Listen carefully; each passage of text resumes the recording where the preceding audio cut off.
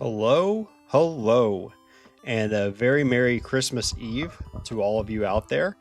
For those of you who are like me and are more religious, then I hope you remember the reason for the season. But in general, I hope that you love one another. All right, let's get going with this fun kind of premise that we have going. I think that, well, I subscribe to Scott's Thoughts theory that Game Freak believed Fire Spin to be the very best move for fire types, which is why it's late in the set for everything, and that's also why Moltres starts with Fire Spin. Now, what we're going to do is we're going to turn that on its head today, and we're going to play the part of Game Freak and say, no, we think that Flamethrower is the best fire type move.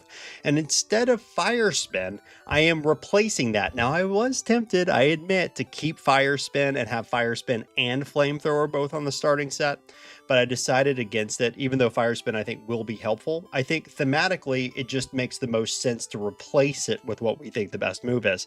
And my reason for that is as following. Articuno starts with Peck and Ice Beam. Zapdos starts with Drill Peck and Thunder Shock. And so the theme there is that you get one very strong stab move and one weaker stab move. And I do believe that Moltres should start, it starts with Peck. So it just only makes sense that we start with the best fire move. Switching though, of course, Fire Spin with Flamethrower. Now, my move pool on the right, unfortunately, is going to say Fire Spin here. I didn't think about fixing that. I guess we will leave that there, but I made updates to the overlay on the left side, so it should properly show Flamethrower on the overlay, and it'll calculate like the damage properly. And I also mapped the EXP router so that it can record today. So we're actually going to do 2 runs. I imagine that it'll be quite a bit better than it would have been otherwise with Flamethrower. So we're going to get 2 runs in. We're going to do a blind run with Flamethrower, and then we're going to do quick optimizations. I'm not going to get bogged down today, I promise, doing like 30 minutes plus of optimizations. We're going to look at maybe a couple key damage ranges, take like a water break, and then we're going to go in for round 2. Merry Christmas. Pokemon Masters X is fun. Good to see you in the chat. Without any further ado, let's get rolling. By the way, one small quirk of this, I'm not an expert in this the way that Scott is, where he does backports and edits properties all the time and stuff like that. So I have... this is probably like a ham-fisted approach to doing it, but I've locked Flamethrower into the second slot. So basically, no matter what we do, Flamethrower is going to show up in the second spot. And so you might wonder why I'm not reordering my moves and putting like Flamethrower at the top. We're going to have Flamethrower in the second spot because otherwise it's going to show Flamethrower both where Peck is and where Flamethrower is. So just a small thing in case you're curious why I'm not switching it to the top spot. But here we go. You see it on the left side, Peck and Flamethrower. Oh my gosh, is that beautiful to see 142 next to the effective power of that move. Woo, buddy, is 142 nasty. We love that. This is hopefully truly going to feel like playing a legendary Pokemon, because Moltres, I don't think, really feels like a legendary Pokemon when you play it with Fire Spin. 70% accuracy, it's just not what you want. Even when it's hitting, it's slow. It's got like the Dragonite problem where Route 1 encounters, how dare you? I checked that actually. I'm the one who checked the encounters. I have to uncheck it now, but I had Route 1 checked because I was testing before this to make sure that Flamethrower stayed in there. Hello, Mark. Yeah, this will definitely be faster Flamethrowering. Although, and I'm unpausing now and we'll continue playing. If you want a fun sort of challenge, maybe put it in my comments or in the live chat if you think you know the answer to this. I posited this question yesterday to the Discord, to Scott's Discord. What has the most effective damage expected. So here are the sort of parameters that I'm talking about. Ooh, one-shotting the mandatory Caterpie at level 5. Nasty. I'm going to skip all the optionals, by the way. We're going to do Brock on minimum battles. I'll save, I guess, because I don't know how it's going to go. This is a blind run. This is my first time playing it. But it seems like with Flamethrower, we should be able to fight on minimum battles. So, account for accuracy. Ooh, maybe not. It's a little sketchy. Let's see. Are we faster than Brock? Oh, I have base stats on. Oh, boy. We're going to switch this to automatic so we can actually see our current stats. I had it on base stats. Okay. We're just going to run it back against Brock. Okay, so is Fire Spin better or is Flamethrower better? If you're only evaluating not the speed in which you're doing the playthrough, but how much expected damage output you have. Ooh, the burn was nice. Tackle's cutting damage, and we won. Okay, nice. So Brock is definitely doable on minimum battles, even though it was a touch sketchy. I am going to heal because I think we just need the PP. And then we'll continue going. So what's better when you account for accuracy? And I want you to make the assumption that we outspeed, because obviously with if you don't outspeed, then Flamethrower is clearly much better. But if you do outspeed with Fire Spin and you have a 70% chance to trap indefinitely, it might not be so clear what the best move is. So if you're so inclined, calculate and tell me what the better expected damage output is between Flamethrower and Fire Spin.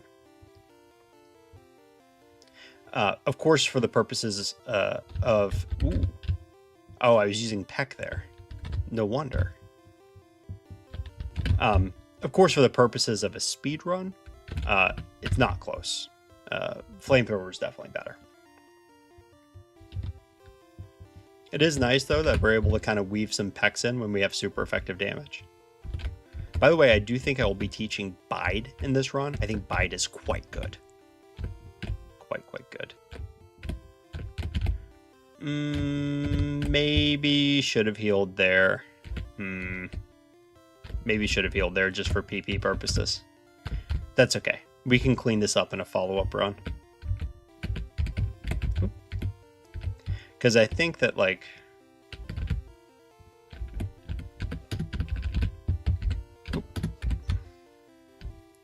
We shouldn't have a problem with these Pokemon, but the PP might be annoying. Let's see. Oh, no, that's fine. If we're doing that much damage, we can just use Peck to finish them off.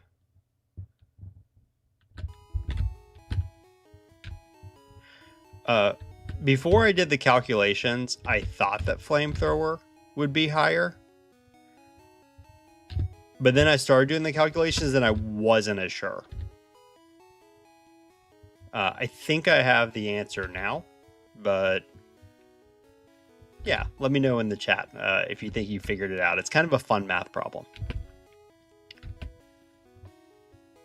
There's some mechanics you have to understand as well to get the answer correct. We're going to fight the rival first. I don't think it makes any sense to fight Misty first. Even with the power of Bide, right now, our current speed is 35. Oh, we're underspeeding even the Staryu. That's not what we want. By the way, I can reorder the moves. Like, it will work. But then it's going to look silly on the overlay because I'm going to have... it's going to say Flamethrower in the top and Flamethrower in the second slot. I could technically reorder it and fix it. Maybe we'll do that for the second run. But I'm not too worried about moving down one time each time I need Flamethrower. Not a big deal. Yeah, I don't know how Mega Victory Bell would do. This isn't a backport. It's actually quite a bit easier to just take an existing Pokemon. At least this is something I know how to do. Is take an existing Pokemon. Oh gosh, Flamethrower does so much more than Peck. Like, if we don't have super effective damage, it's not even close to one-shotting. I tried on the Rattata just to get a feel for it. Like, can we one-shot something like a Rattata? No, not even close. Sometimes, like, water Pokemon can even one-shot Rattata like a water gun. Okay, that was a crit. I was checking because that's super effective. Maybe without a crit we get a one shot there. Not totally sure. Yes, Mark, exactly. So it's only an interesting question if we take into the that's a given. We say, okay, given that we outspeed, right? Because in most cases we're going to be outspeeding. So under the condition that we outspeed and actually have a chance to do real trapping, then the question is, then can Fire Spin be considered as good as Flamethrower? Definitely would not be if we underspeed. No chance. It's a peck above the rest. Oh, wow. We're really dad joking early today. Good luck on the runs. Thank you, Emily. Oh, Joseph Ixon, number one. Merry Christmas from your number one Jewish fan. Well, thank you for watching. I opened up with an introduction saying Merry Christmas to everybody. Merry Christmas, everybody. I'm obviously a Christian. Hey, you're Jewish. That's awesome. Very good. Glad to have you here. Peace and joy and love to you and everyone else who's here.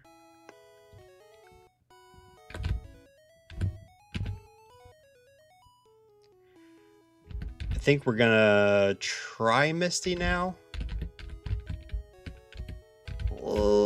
Yeah, let's I probably should have bought some potions the first time around. I'll go ahead and buy my repels now. I'm gonna have to teach Bide here for sure. Even resisted Flamethrowers two-shotting. That's pretty good. We want the potions here, I think. And then we're gonna teach Bide. Let's go.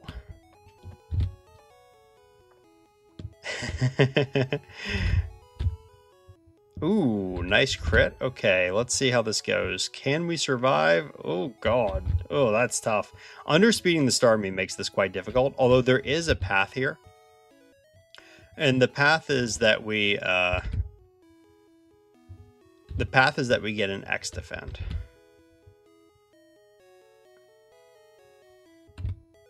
Like that. All right, Misty down. One reset against Misty. Not terrible. What happened to my splits on the right? Oh, did I not pick any splits to go up against? Should we pick splits to go up against? What do we think would be a good thing to compare?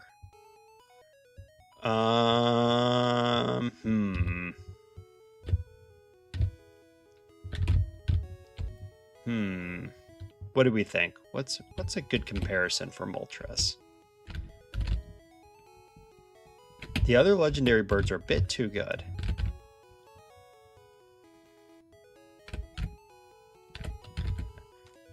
I think, did I do a first run with Articuno a long time ago? I might have. Maybe we could compare it to like a long time ago first run. All right, let's pause. Okay, let's do a split comparison. I don't know, not Charizard. Definitely not Charizard. Charizard's too good. Charizard's way too good. Swords Dance. Just disgusting. Swords Dance is definitely, like, Swords Dance, Charizard with Swords Dance, it's definitely better than Moltres, even with Flamethrower. No doubt about it. With the growth rate and the moveset and just everything, Charizard is just fantastic. I don't have Articuno in here. Do I have Zapdos? No. Okay, let's compare it against... Ooh, maybe Poliwrath. So we did a Poliwrath stream not that long ago. Let me put the splits here. 3850. That would be a stretch goal. I don't know about 3850. Wait, what was my first run with Poliwrath? That's better. 40. How about 4052? Those are some better splits to go up against. And then for our optimized run, we can run against Moltres, obviously.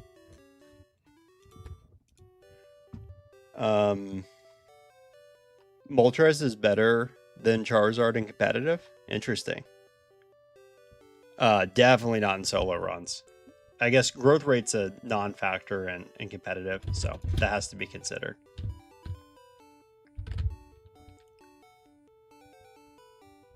All right, we already picked up our repels, so we can just go ahead and run on into the boat. We don't get body slam, do we? I don't think we get body slam. Am I remembering this wrong? I think Moltres does not get body slam. I'm going to pause again. I need to check the right side. Did we get body slam? We don't. We don't. Although, do I need rest? For a first playthrough, I think it makes sense to pick up rest. Also, I'm not sure what we're going to do against Gyarados yet.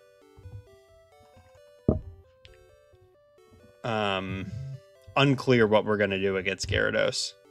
Very, very unclear. Well, as a Gen 1er, I don't have to deal with the fluctuating growth rate. So, you know, slow growth rate is definitely the worst.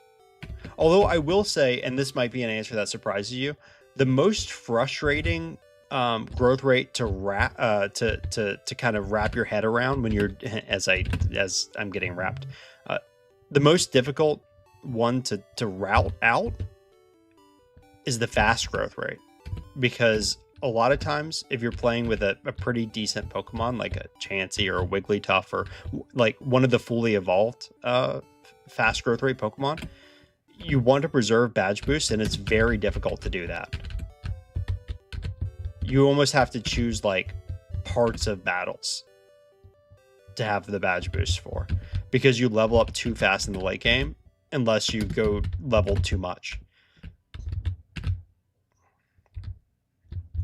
Okay.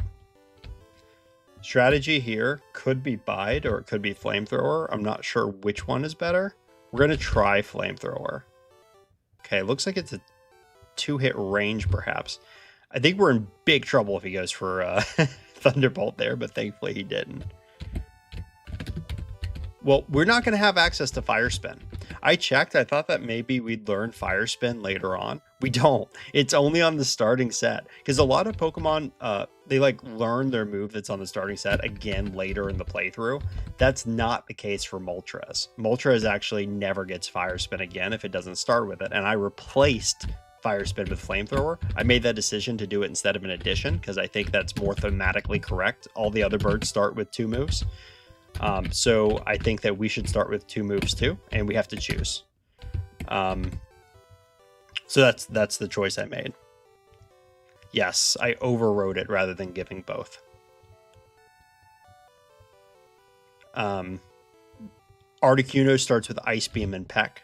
That's the closest like approximation, right? It's almost the same thing as starting with Peck and Flamethrower. It's starting with Peck and Ice Beam. And then Zapdos actually goes the other way. It starts with a weak electric move with Thunder Shock and a strong flying move in Drill Peck. Oop, forgot to do my inventory management there. That's okay. Is this going to be a problem? Hopefully not. I think it should be fine. Yeah, it's going to be fine. The Slowpoke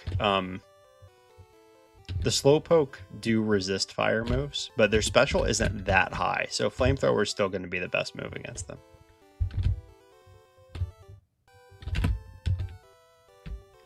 Oh yeah, I'm definitely ready for Scott's Mewtwo run today. That'll be fun. I'm happy for Scott finishing his series. It's an incredible accomplishment. I'm kind of bummed just because I love his Yellow videos and I don't want the series to ever end, but I understand it's run its course. It's a logical conclusion. It's an incredible accomplishment to do like 150 or so videos. Some of them are versus videos combined, but still to have a produced video which highlights every single Pokemon, at least every Pokemon that can beat the game. Pretty incredible accomplishment. So very happy for him today.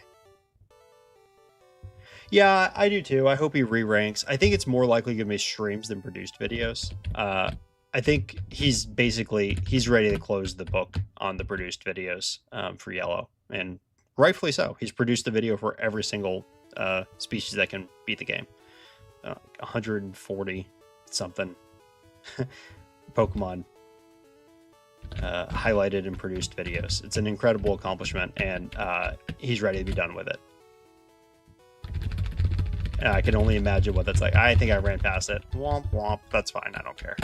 I don't think I'm going to need that elixir. I hope not. I do think it's going to make sense to actually do a couple things here that I normally don't with a very good Pokemon.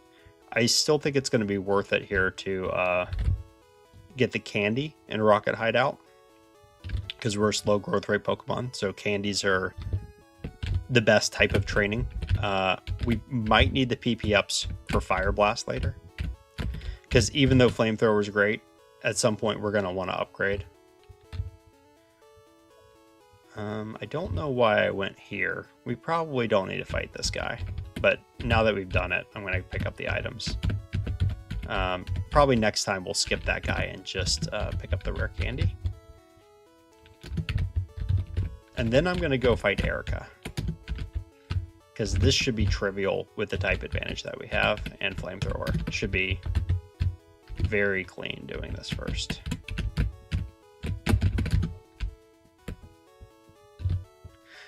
Yeah, Scott will probably do occasional backports. I know he said before that like the backports don't perform as well, but I think if nothing else, just for fun, it's kind of nice to do like, hey, how would that do in Gen 1? Like that would be a fun one, you know? So I think he'll probably mix those in on occasion. That would be my guess. I think he's definitely burnt out on Yellow, which fair enough. He's been doing it for like 5 years. But I imagine after a few months go by, he'll probably get the itch to do some more Gen 1. At least I hope so. It's my favorite content of his to watch, for obvious reasons.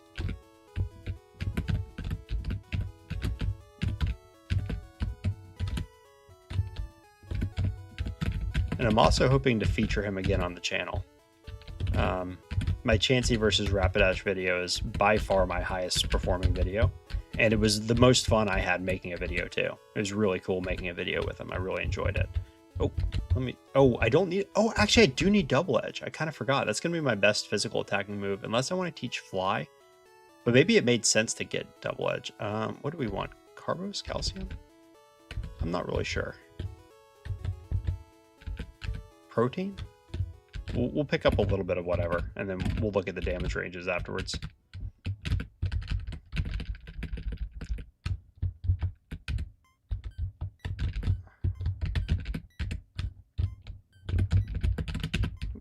Okay.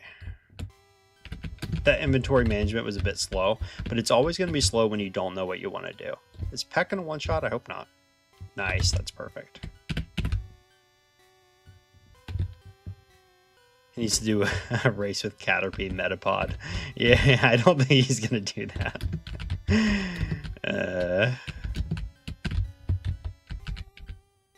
I don't know that I want Fly yet, actually. I'm not sure that I want to put Fly on Moltres set. Unclear if that's something I want to do.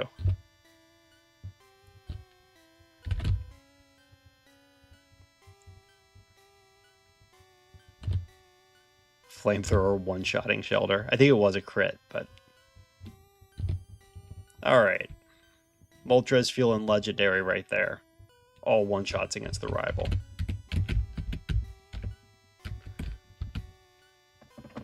Peck should be pretty good against the ghosts.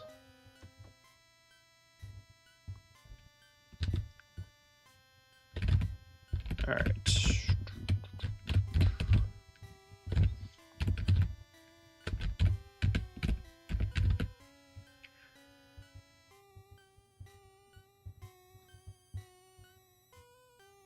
Oh, looks like that might be a range. I guess we should Flamethrower if that's a range.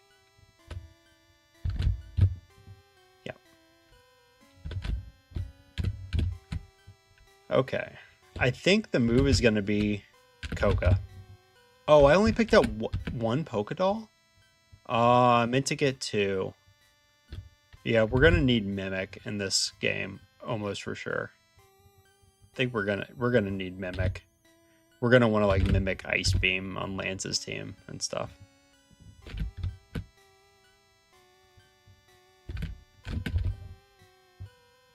Womp womp. That's okay. We'll pick it up on the drive-by here.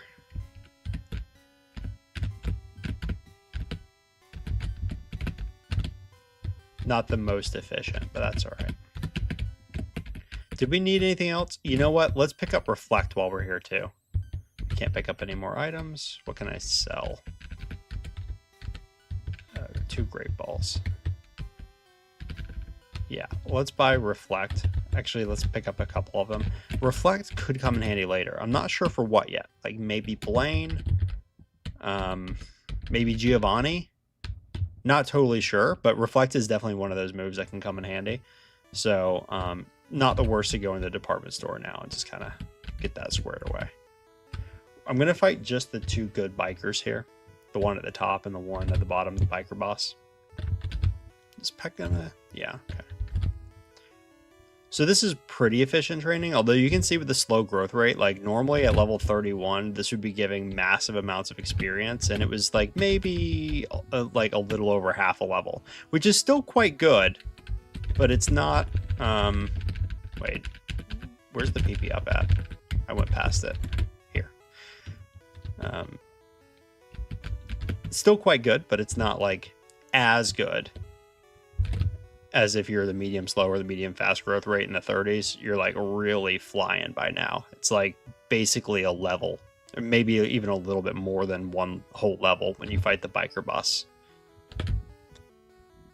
In this case, I think it was like 2/3 of a level, which is still very good training. Like, don't get me wrong, very excellent training, but you can definitely see the difference in the growth rates at this point. Honestly, at every point with the slow growth rate, you can always tell. It's funny, by the way, being oh, no more room for items. I do feel like we have a ton of like, what's going on here? Protein, Carbos. We have so many such a full bag.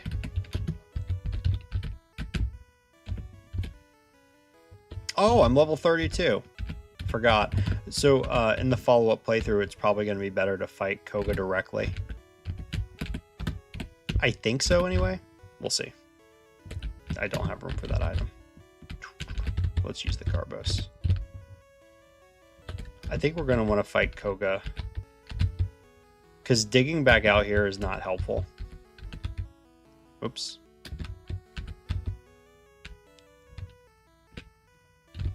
I think even though we're very underleveled, we can still take on Koga now, because Flamethrower is just going to wreck the Venonats, and we're faster than all 3 of the Venonats.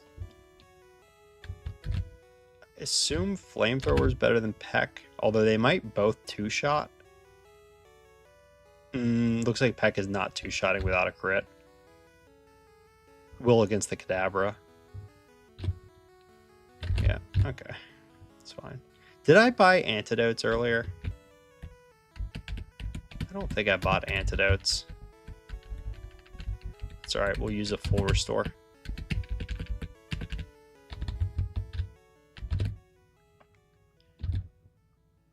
Ditto run win. Y'all are so greedy for Ditto runs. Like, I get it. Ditto's a fun Pokemon. You just saw Scott's Ditto run, though. What do you need me to run Ditto for? He got Redriosi to help him. You saw the strats. I loved that video, by the way. That was fascinating for me. Like, I know a lot about Gen 1 mechanics, but I learned stuff there. I had no idea about, like, the mirror move, transform shenanigans. That was nifty. That was cool. Okay, well, that was trivial right there. What's up, Redriosi? Yeah, man, it was really really a fun video to watch. We don't need it. Heal there. We can heal in Saffron instead.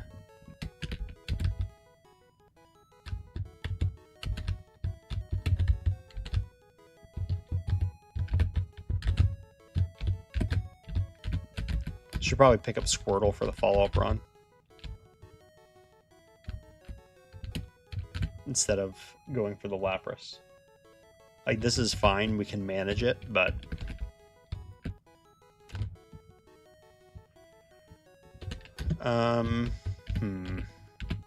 we've got a choice to do, which is like, do we train here? I don't know that we want to. Like, maybe just a little bit of training.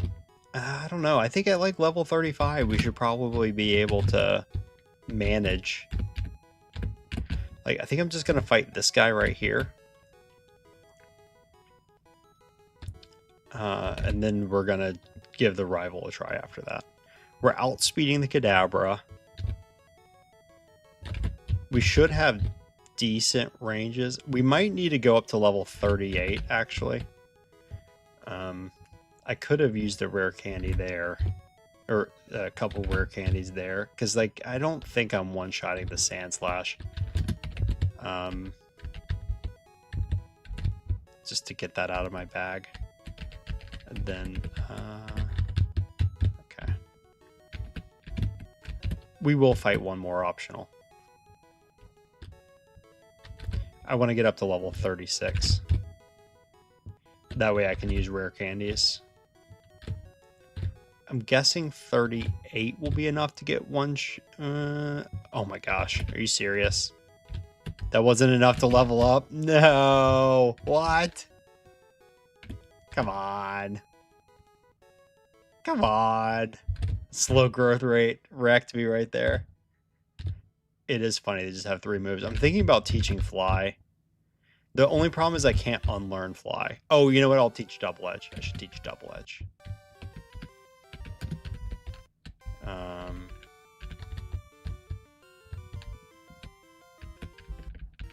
Probably should have taught that a while ago. Let's see how this goes at level 36, and then I'll use a couple candies if I need to.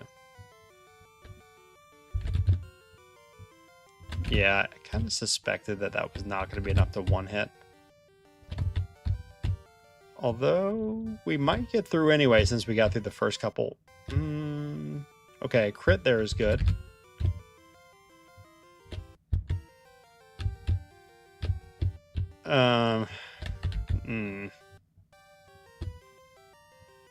Alright.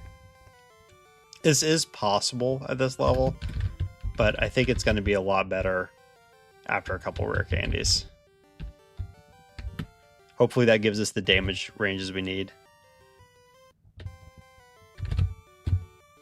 Oh yeah, that one shot is huge, and that's fine.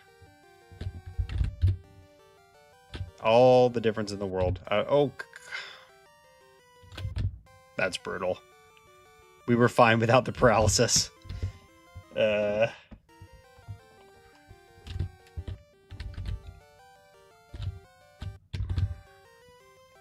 that's a range.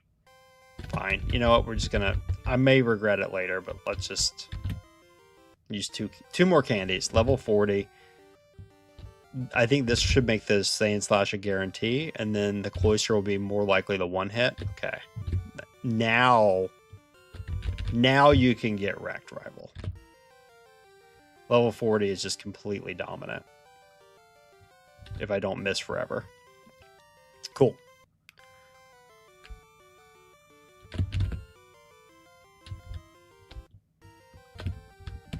All right.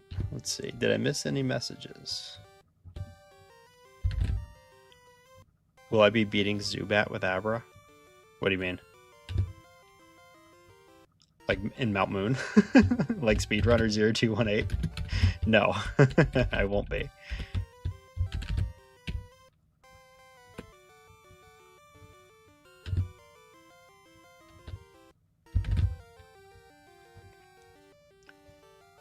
He loves to fight some Zubat. I don't understand it. We have the technology, Speedrunner. We can turn off encounters. You don't have to suffer through all those Zubats anymore. At this point, it's a choice. Oh, that's right, I taught strength there.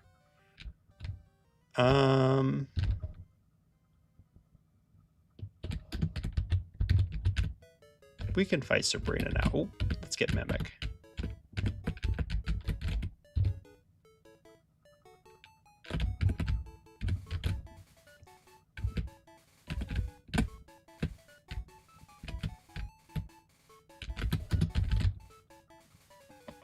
I think double edge, because they have, like, even though I'm under leveled right now, all of Sabrina's Pokemon have a low HP stat. So double edge with the recoil is not the end of the world. Oh god, but if you get crit psychic, it is the end of the world. Oh no. All right. Let's try this again.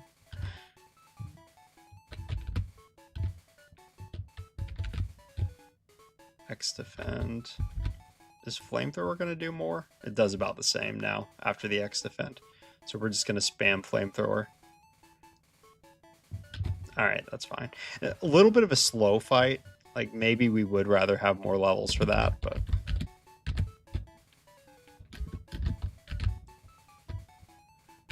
Part of my indecision in this is, like, how many candies do I use? Because I'm not really sure...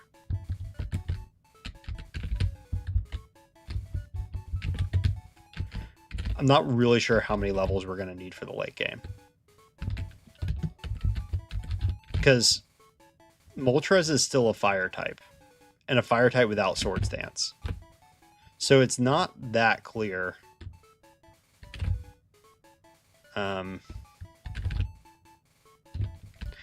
It's not that clear to me. Level 43, is this a good level? Do we want to use... Let's use a couple more candies.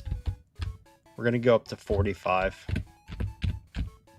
We're going to try Blaine at level 45. But then we're going to have 3 candies in the bag to go up to 48 if we need to after we go through the mansion for Blaine. I think teaching Reflect might make sense here. Although I kind of want to hold on to all these moves. Oh, except for Peck. I guess I don't care about Peck anymore, do I? Peck is kind of dead weight at this point. Right? Like, I could teach Reflect there, so I think I'm going to do that.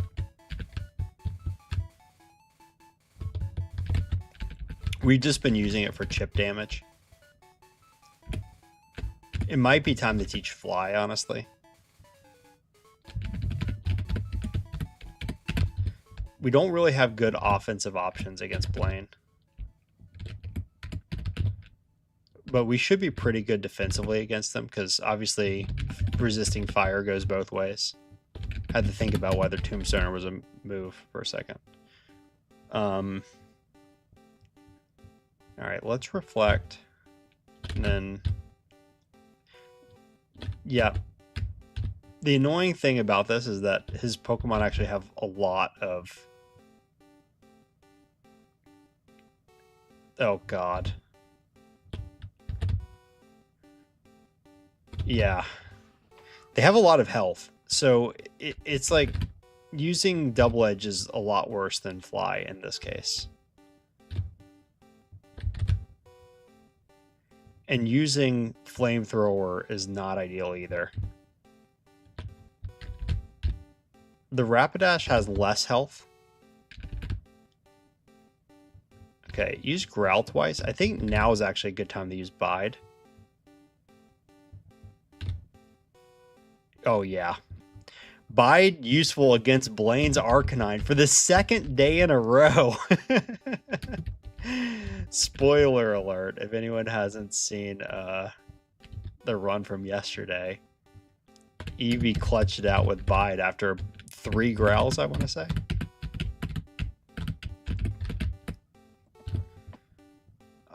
Reflect should be useful against Giovanni as well, I think. You can set it up against the Doug Trio at the beginning of the fight.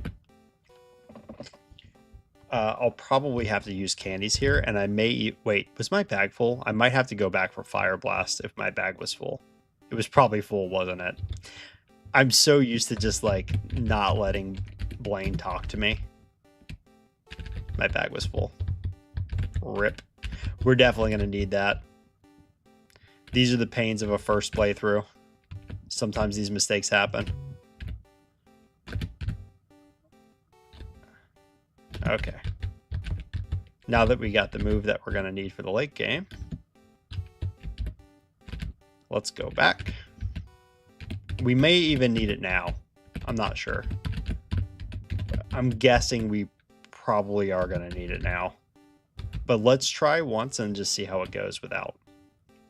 I think that the ride-on is going to absolutely shred us.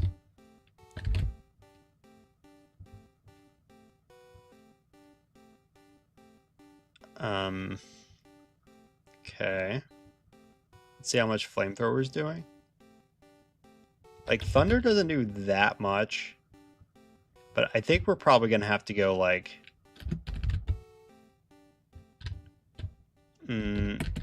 I think we want to get to level 50 for this fight.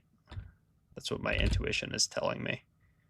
Like, it's not the best to level up here, but I think we want to go to level 50.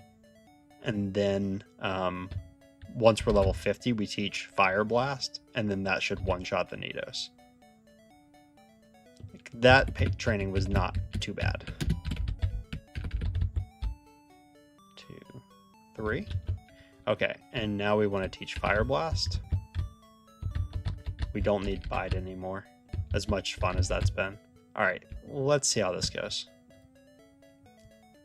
We do get a badge boosting move and agility, but not until level 55, which unfortunately is just a little bit late. Does Fire Blast one-shot the Persian now? Nice, it does. Okay. Oh, that doesn't one-shot.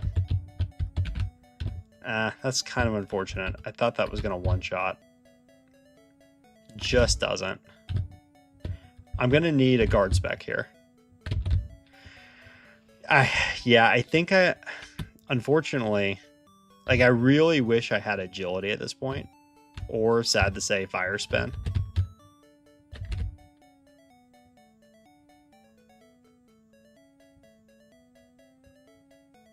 I think we're going to need, like, crits and guard specs and stuff to get through. Maybe halving his damage with a burn. Oh! Oh, we could survive a 4 times effective rock slide when we have reflect up. So that almost worked.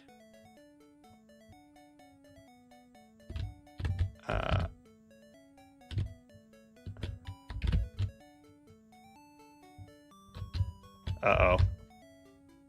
Paralysis is not... That's not it. These are kind of tragic damage ranges, honestly. Like, we're so close to one-shotting stuff.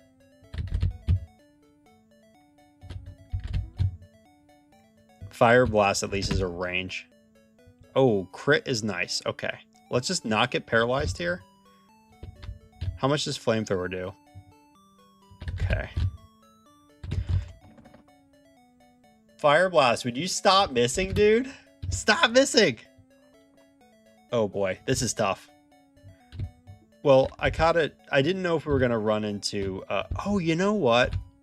Would it be better if I had an Earthquake? Would Earthquake be doing work against the Nidos? Should I Mimic for go for Earthquake? Let's see. Might be time to give up Double Edge. All right, let's try this. I'm going to need Mimic anyway for the late game, so. Okay, we're going to Mimic Earthquake.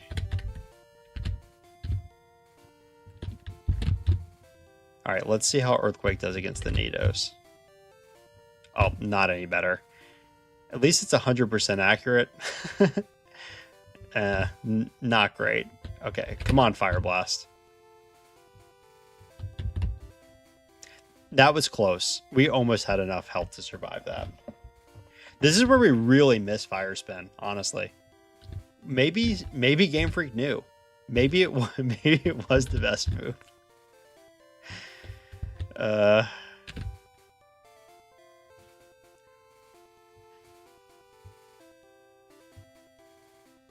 Jeez. All right, guard spec. You know what? I'm tired of this. We're going to do what we should have done a long time ago.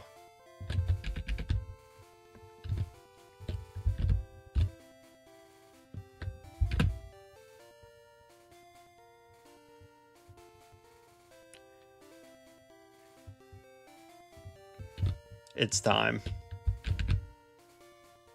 That's when Rock Slide misses?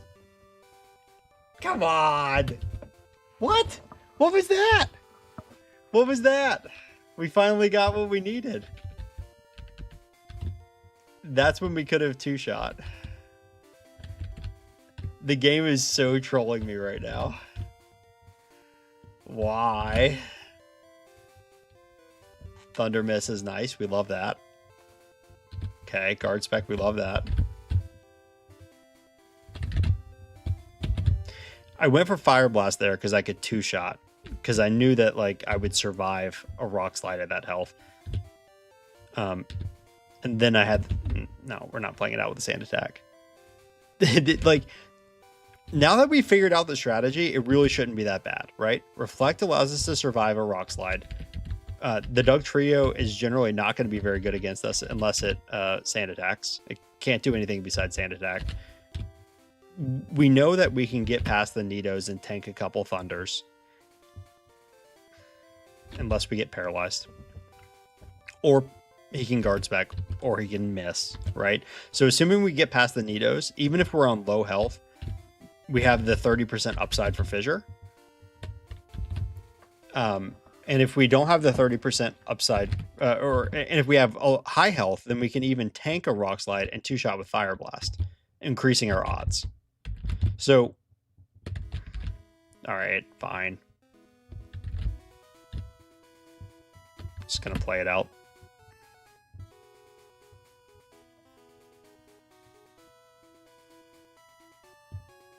Okay. Do I Fissure or Fire Blast from here? I guess I should have fissured, but if I missed a Fire Blast, I probably wasn't hitting a Fissure through Sand Attack. All right, no more playing it out if we get Sand Attacked. It's too bad. It's too bad. This is what people signed up for. See, I didn't sign up for this. I thought that I was going to play a Moltres with Flamethrower and it was going to kill everything. Instead, we have a Moltres with Flamethrower that's getting wrecked by Giovanni.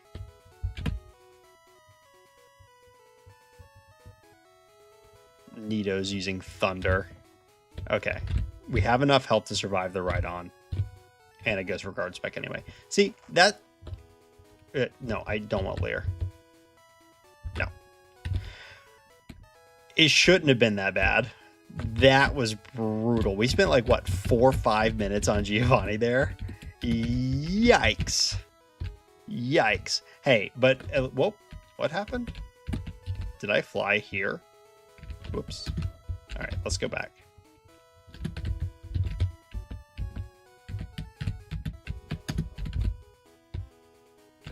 All right. I think at this level we should probably one-shot the Cloister with Fire Blast.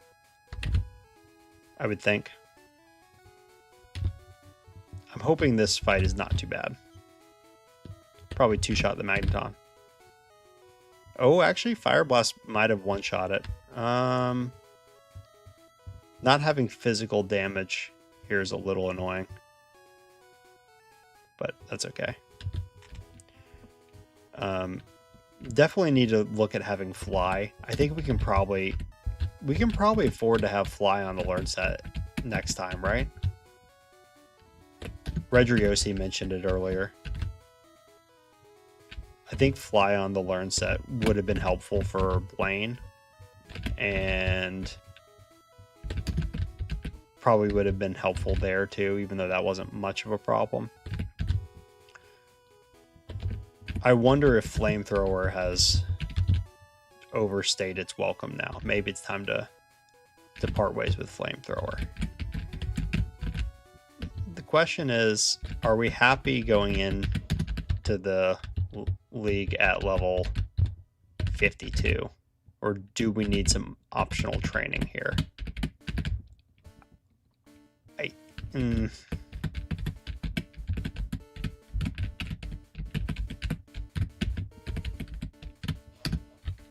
I think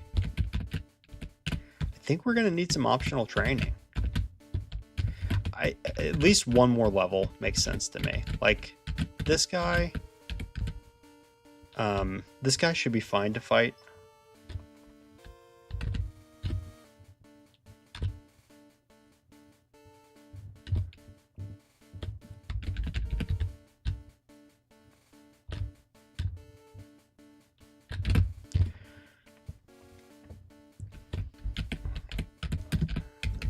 Yeah, I think that's okay. Definitely going to go for Squirtle next time, so I don't have to kind of awkwardly use Charmander there.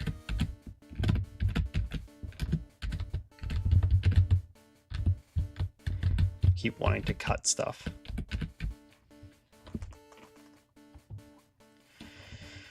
And we're going to have some serious improvements we need to do to get a decent time with Moltres, because this is looking more like a 50 to 55 minute first playthrough, depending on how bad the league is.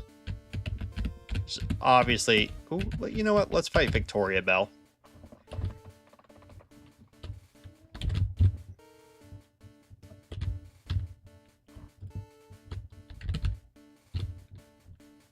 Okay.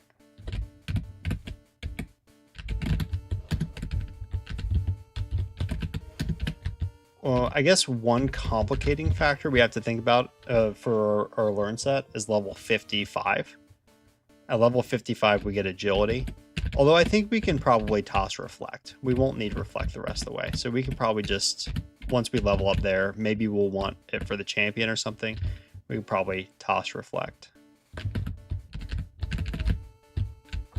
for agility. All right, let's see how this goes.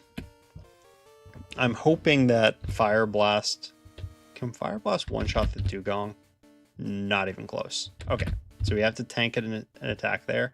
Fire Blast should one-shot the Cloyster. And then we can mimic... Oh, great. We can mimic Amnesia.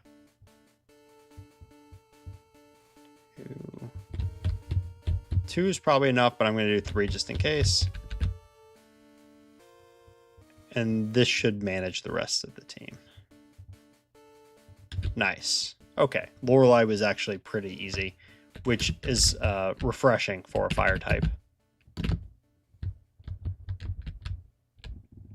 Assuming that Flamethrower will manage here fine, but the Onyx, it's funny, but like the Onyx has a pretty high crit rate. And if it goes for Rock Slide, it can actually get us. Because it's 4 times super effective. In this case, we didn't have to worry about it. Okay. We haven't used our PP ups yet. I've kind of flexibly been holding those. Probably not necessary. Let's see how this goes. How is Fire Blast doing here?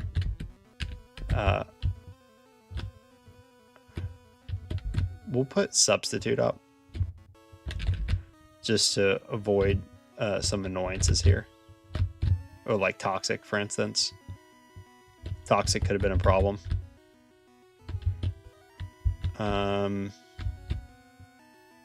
Okay. This is pretty good, actually. This feels pretty good. Nice, and the one bad juice was perfect for 2-shotting. So Agatha was not a problem. Okay. Here's where we're going to end up with a problem. What do we do against Gyarados? Did anyone... Who had the plan? Who had the plan against Gyarados? Did anyone have a plan for Gyarados? I think it's time. Okay. Now, you'll notice Flamethrower did not change over here. That's because I made an edit in Pokebite locking Flamethrower in.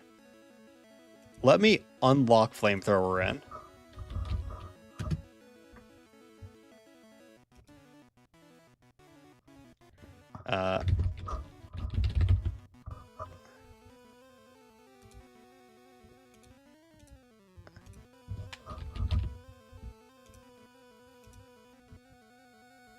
Okay.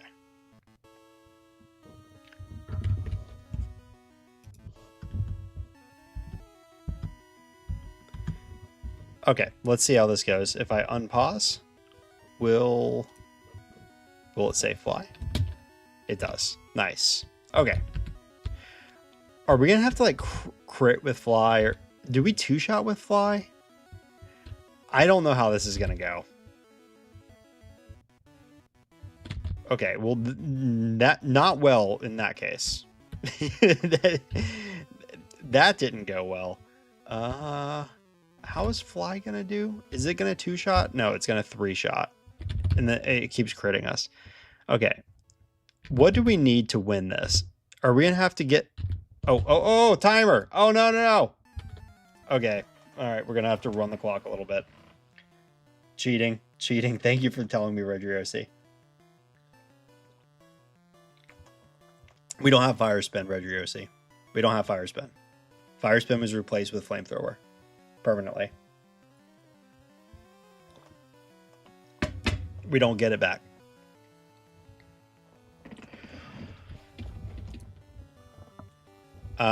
Okay. Let's go. Okay. Oh no, it's hyper potion range? Wait, we're getting all the misses in the world. Am I cheating by accident? What happened there? How is that even possible? What? Okay, well, I guess we do this.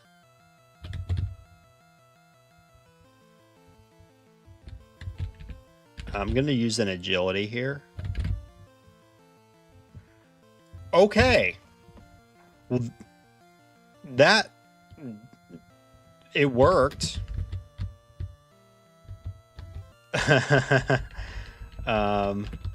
Okay. Level 57 it is. Oh. Uh-oh. I didn't use an elixir.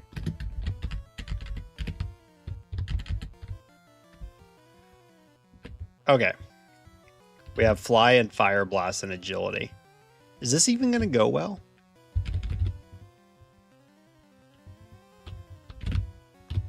We are faster than Alakazam, which is huge.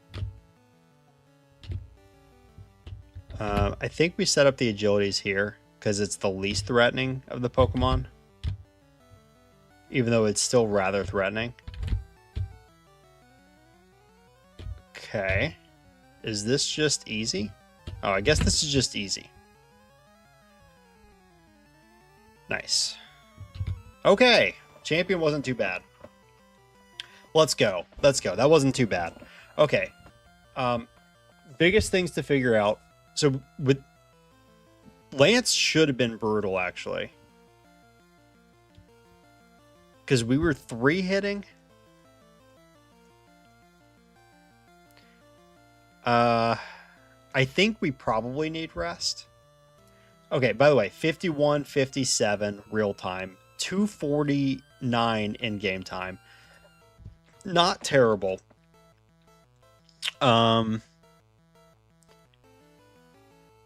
We have a little bit of figuring out to do. I think that our movesets like not restricted too bad. So I think for next run, we can teach fly earlier.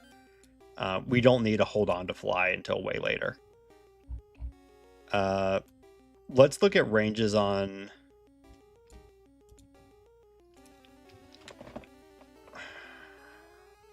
Giovanni, maybe. Because I think the league kind of works at whatever level. Giovanni's the one I'm worried about. So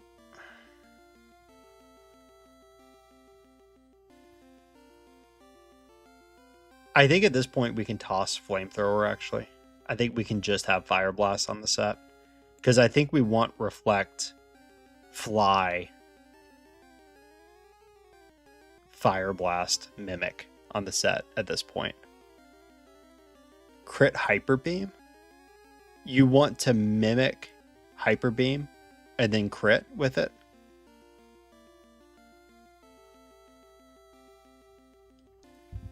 I don't know about that, man.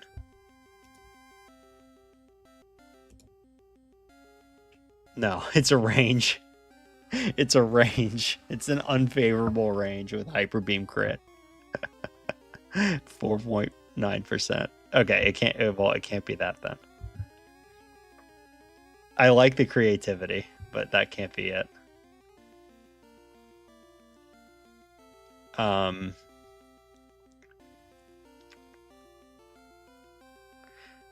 I mean, Fly 3 hits. I don't know if there's a better option than that.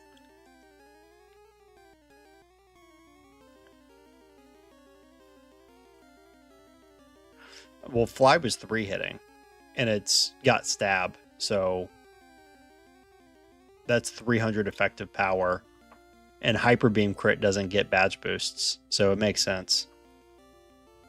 Hyper Beam crit should be less than 300 effective power, whereas 3 flies is like 305, or no, 315, something like that. Okay, let's all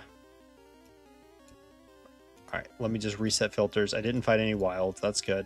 I think I think Double Edge, was Double Edge helpful in the mid game at all? I don't think so. I think it was only helpful because we I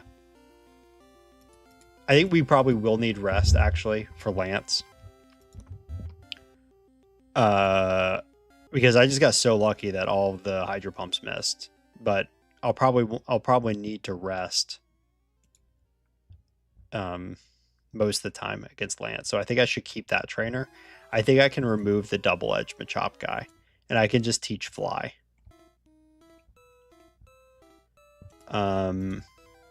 Fighting the bikers and then Koga made a lot of sense. I think that was perfectly good. Fine. Damage ranges were good here too. 2-shot. The Sylph training can be cleaned up here. And we need to look at like what level is good against the rival. And we need Fly on our set here. So let's teach Fly. We need that over Double Edge, because we're not even going to pick Double Edge up. Fly one-shots the Kadabra here, but really what we wanted was one-shot ranges on the Sandslash and the Cloyster, I think, which is level 40. And Fly will make the final Flareon a lot better too. So I do think we want level 40. What was the best way to get there after Koga? Choke, this guy, Arbok. How many candies do I have? Do I have 5 candies or did I only have 4? I had 5 candies. So I just used my 5 candies there. Was this efficient training? Oh, it is efficient training, actually. This is really efficient training. So maybe I should be doing my training here instead of afterwards. Like that swimmer is not good. We want to save a couple candies for Giovanni, I think. Actually, you know what? Let's not add training. I think we could have gotten by Giovanni. The main problem is the luck, because the ranges weren't even that close.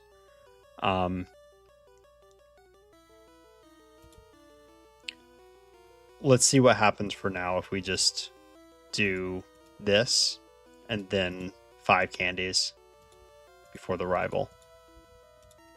Sabrina takes us to level 42.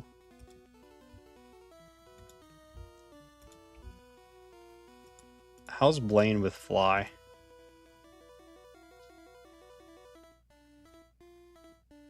Doable, not great.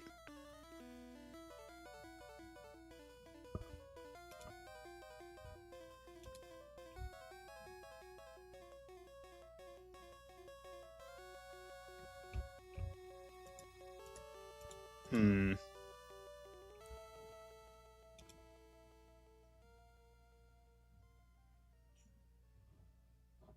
I had 6 candies there? 7? Did I really have 7 candies already at this point? That feels like too many candies. Did I really have that many candies? If that's the case, I can just go ahead and get an extra level by fighting Psych here. Or the Sabrina trainer is really good with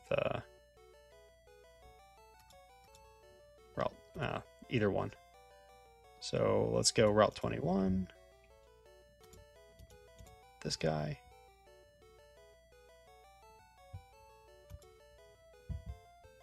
Yeah. Okay, go to level 45 for Blaine.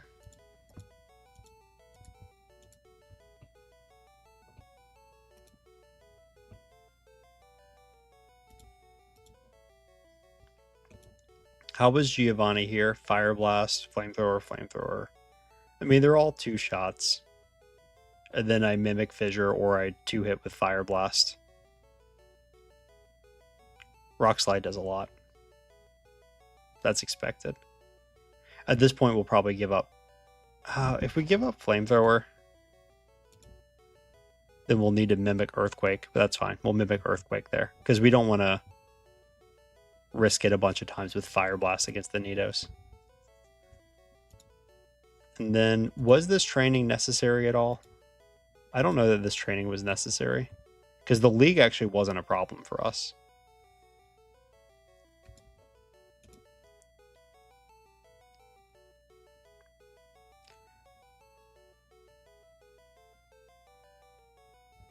What happened to Fly? Crit Sky Attack. Sky Attack. Yeah, solving the Rhydon is important. I think it's just going to be Fissure, honestly. I think well, not if we Mimic Earthquake though, huh?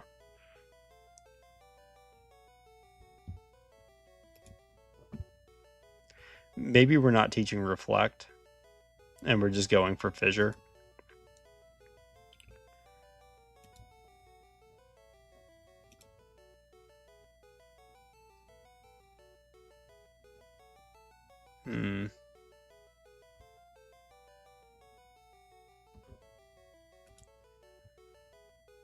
I kind of like fissuring the Rhydon at the end. Because I think the chances are a lot of times we're going to be on low health already. So in that case, we're just going to Flamethrower these down, and then Reflect will be Fly. So I think we can keep Flamethrower a little longer. It might make sense to just... How many candies do we have at this point? We have 2. I mean, we can use 2 candies. Oh, I fought these trainers. Was that efficient training? Not really.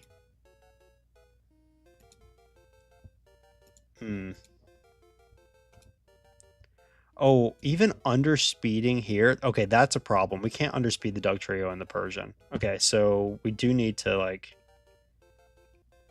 We need to figure something out here. This is... We do need a little more training up here. So I think we're gonna accept a little more training and save a couple candies. That's gonna be important. So we're not gonna fight that. I'm just gonna quickly add all the good trainers that I would typically fight in Sylph. I think that's gonna be the thing that makes the most sense. Like the scientists with 5 Pokemon. The rockets on floor 7 and floor 8, like this guy.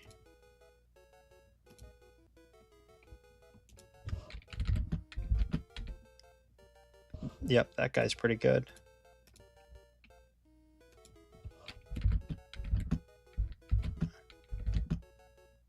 Golbat, Drowsy Hip. No, not that guy. He's terrifying.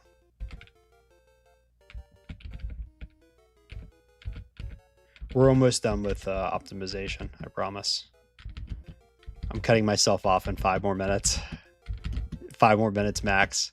I promised all of you that we wouldn't spend 30 minutes doing this. Okay, so that's pretty good. So if we fight, and this is the wrong order, but there. This is the guy on floor 8. And this guy's on floor 8. So we fight the 2 rockets on floor 8 on the way down. We fight the guy on 7, which is really good. We fight the scientist on 6, which is really good. Then we get to level 37 after fighting the Arbok guy. That brings us up beautifully where we want to be. Then we use 3 rare candies to get to level 40.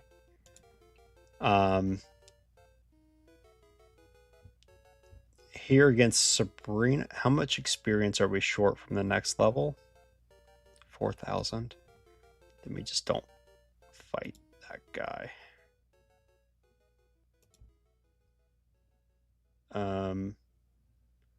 We are going to find ourselves in a funny position if we fight Sabrina here. Maybe we candy before fighting Sabrina even. Yeah, I think so. We can use 3 candies there. Before Sabrina. Blaine. Here we go.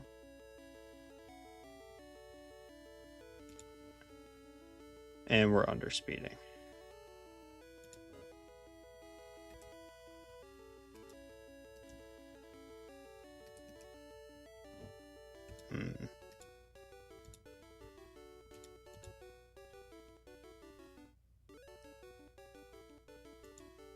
Can we beat Blaine at 43? That's a tall order, isn't it? Yeah, I don't think so.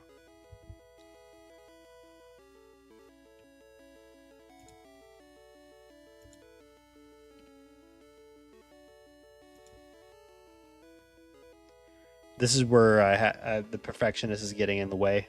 I want this to be beautiful, but that's okay. We'll just accept that it's not.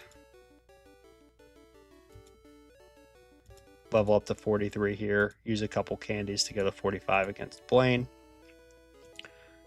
Then we'll fight the same 2 trainers that we did in Giovanni's gym to get us up to 47. Then we will need to use a couple rare candies there just to get the outspeeds, or at least 1 rare candy. But we may as well use what we have left in the bag. Wait, how many do we have left in the bag? We really have 4 candies there?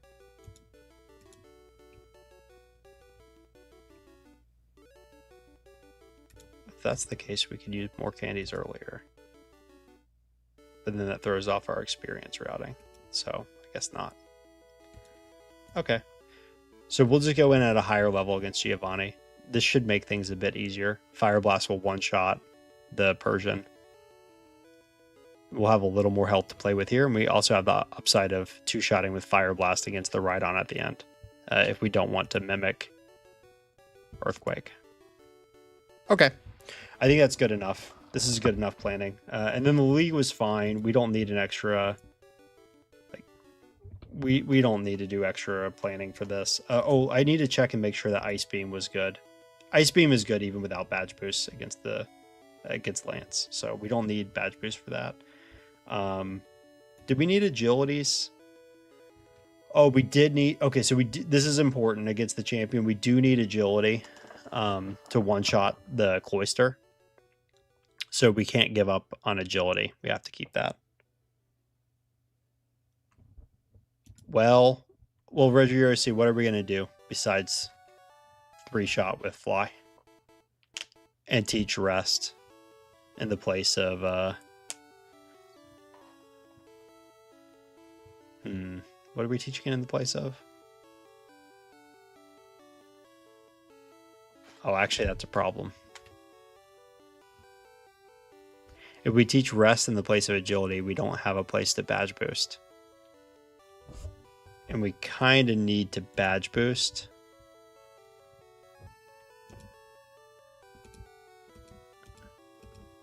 We need to badge boost 3 times to one-shot the Magneton and the Cloister.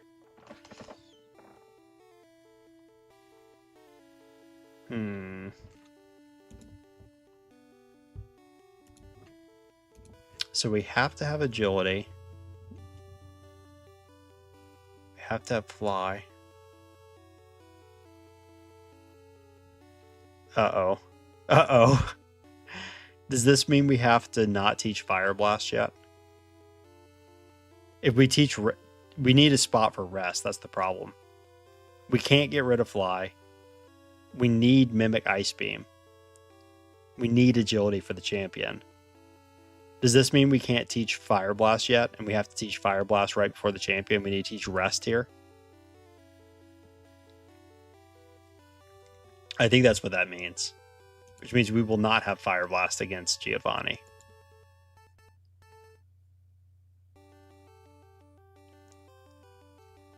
Which that's fine. We just have, that means we just have to commit to Fissure.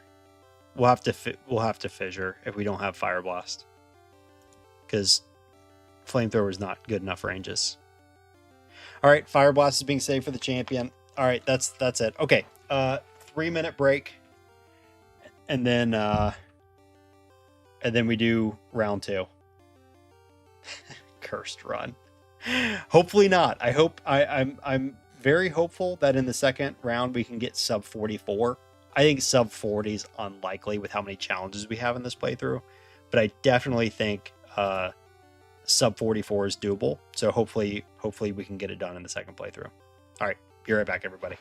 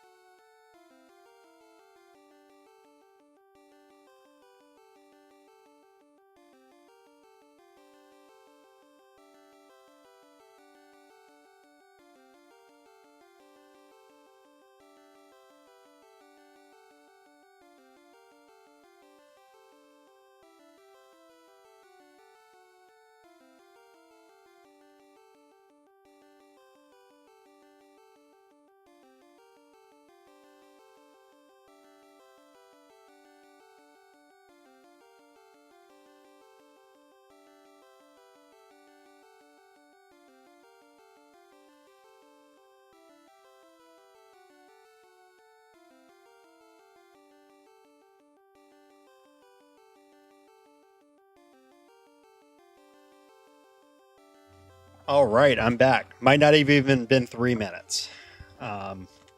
Let's get rolling. Gameplay, new game. Moltres 2.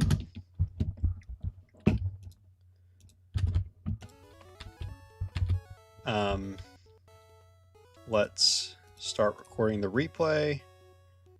And I'm going to edit the move. We're going to put Flamethrower here.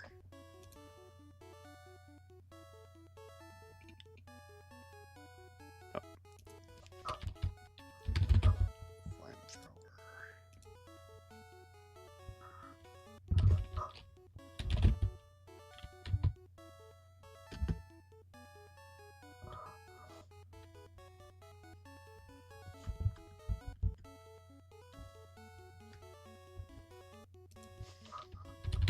I'm going to move Flamethrower into the top slot, and then we'll adjust later as needed.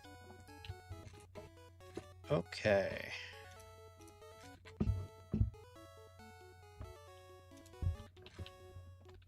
Let's go.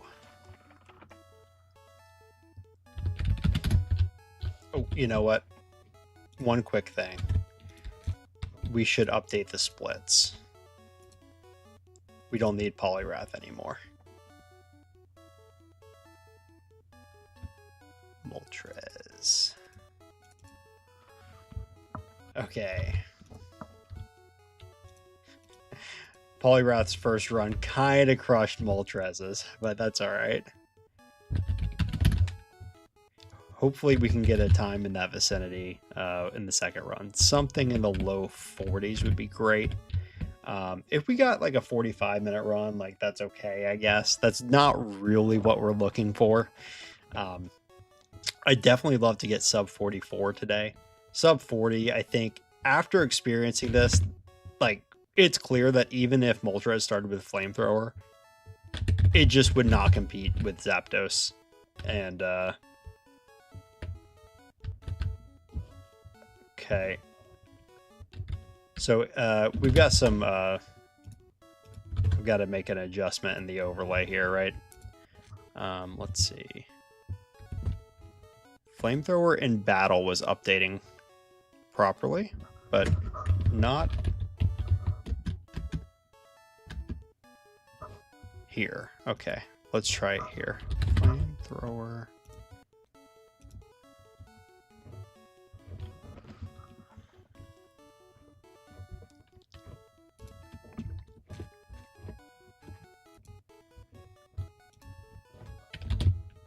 There we go. Wait, but why is it saying that Fire Spin's in the second slot?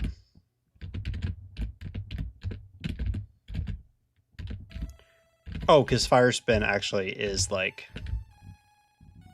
Is Fire Spin? No, it's Peck in the second slot, right?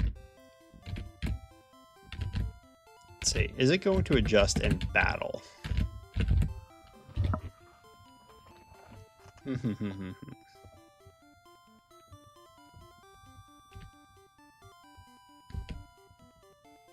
Record lowest bonks, not totally sure.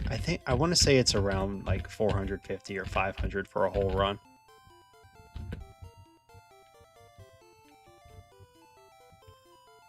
So it's showing Flamethrower in my top spot. I think I need to control F for Fire Spin and see where that's showing up.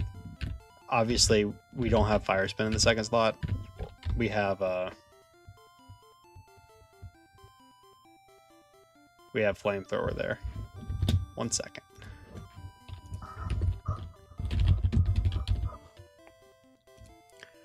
Yeah, I wonder why it's showing up that way. It's Peck.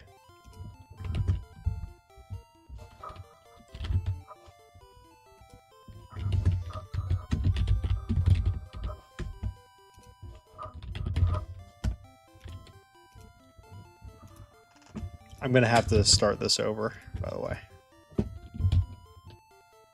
Okay, so that looks right. All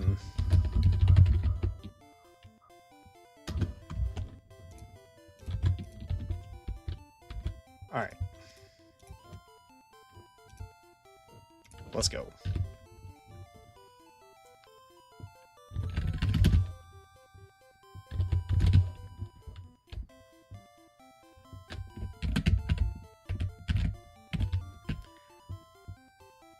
Flamethrower is replacing Fire Spin. Yep. The thought process is Game Freak gave 2 moves to each of the legendary birds. Articuno got Ice Beam and Peck. Zapdos got Drill Peck and Thundershock. I think it makes the most sense.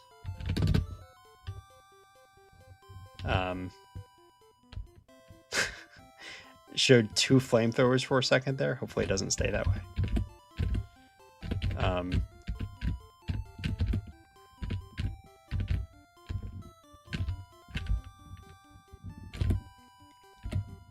At this point, I'm not going to be nitpicky about the graphical overlay. I'm running out of time. Got to go pick up the boys from daycare here in a little while, so don't want to keep fiddling around with technology. Might not be able to finish the run. So let's keep going. Yeah, even Ember would be good, but in that case I could do like Drill Peck and Ember, right? That would mirror Zapdos's learn set, where it starts off with the best flying move. But in this case, like Moltres never gets Drill Peck. And it also already starts with regular Peck. So the replacement that made the most sense to me was the Articuno path, right? Where it starts with Ice Beam and Peck. And so starting with Flamethrower and Peck is, you know, is like a very natural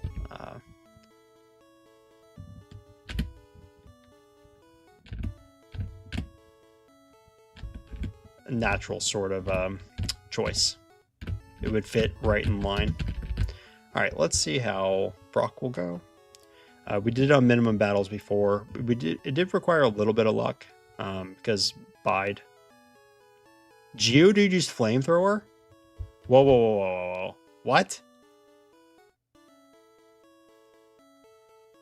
How did Geodude use Flamethrower? All right, we do need to fix that. What? Did I accidentally put that in the... oh, I put it in the enemy Pokemon. Oh my gosh, that's so funny. Well, let's not do that. Whoops. That's so funny. Did you use Flamethrower? Okay, it's using Tackle now. Okay. Good news, everybody.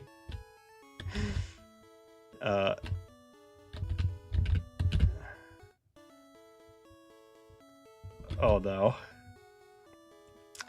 Oh no, I can tell. Oh no, someone said that this run is going to be cursed like Mewtwo. I can tell that they're right. First of all, Geodude uses Flamethrower on us, and then second of all, Onix is using Bide. And we're just going to keep losing to Brock. I'm having tech problems. I'm not going to be able to finish the run. It's a disaster. No, it's a disaster.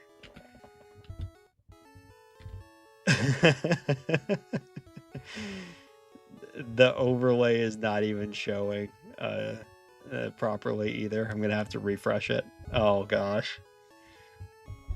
Maybe I should have fought a bug catcher just to be at level 8 so I would outspeed the Onix. Like, it's not the kind of choice I would typically make.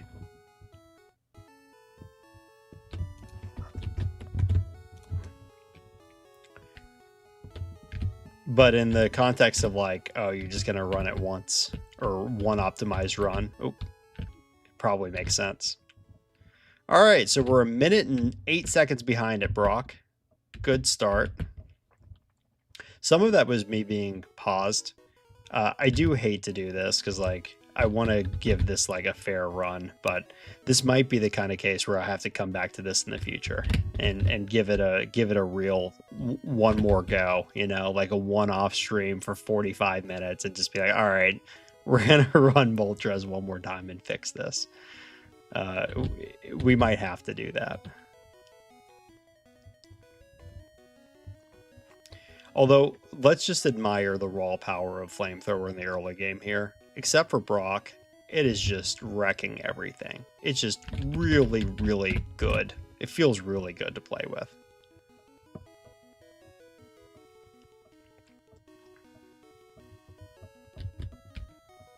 And I think instead of getting all cute and trying to like mix in packs and stuff like that, we just hold down the Flamethrower button and we take an extra heal here.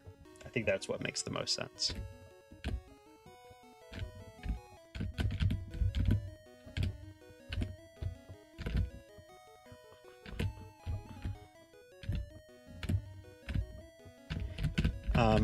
By the way, just conceptually, one of the things that I've been thinking about is like what I want to do with these streams.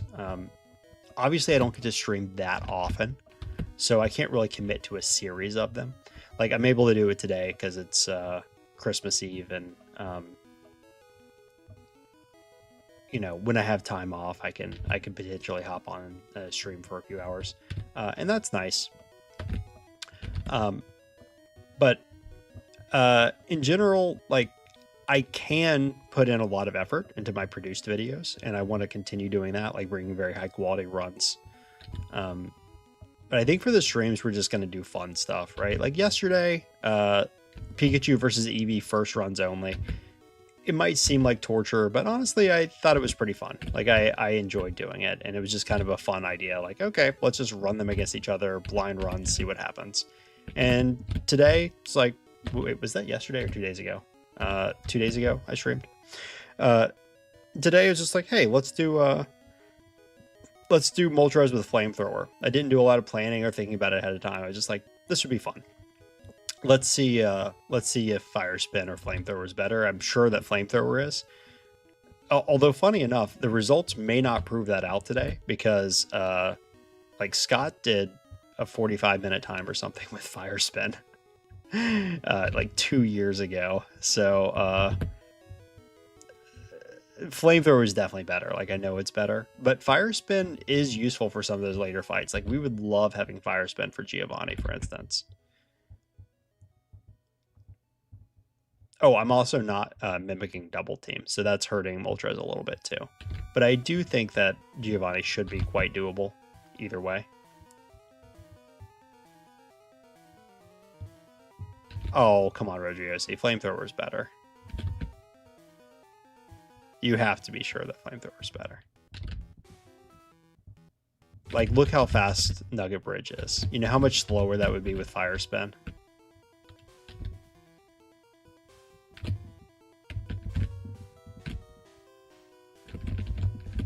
Yeah, like, even if you had to train like an extra 3 levels or something, it would still be faster using Flamethrower doing that than if you had to Fire Spin your way through the early game. I feel like that has to be the case.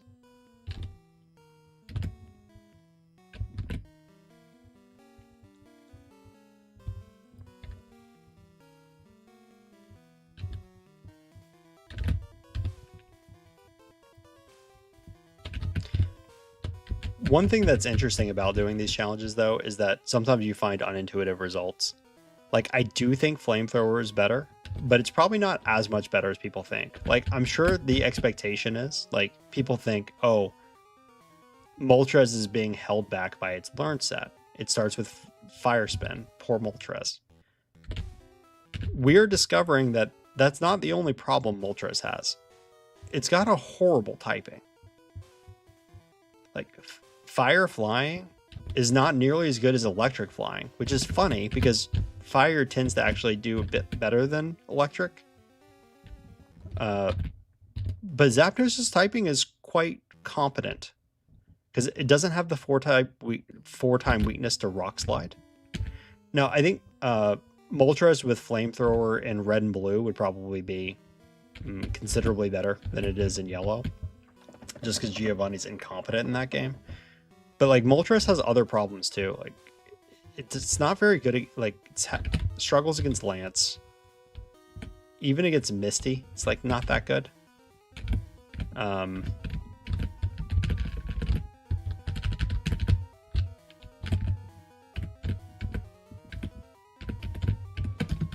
Okay, let's do some potions and let's teach Bide. How was Peck against the Goldeen? Had the crit to do that much damage, so not very good, I guess, but we got away with it. Let's save. Yeah, it's being held back by being a Fire Flying type, for sure.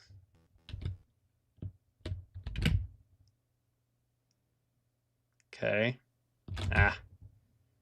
The Bubble Beam crit hurt us. The start was pretty good with the next defend, but we do need an X defend at some point. Doesn't really matter too much if it's the first turn or a later turn, but getting crit is really bad. Oh, we would have survived a regular Bubble Beam there, I think. We had 34 health left.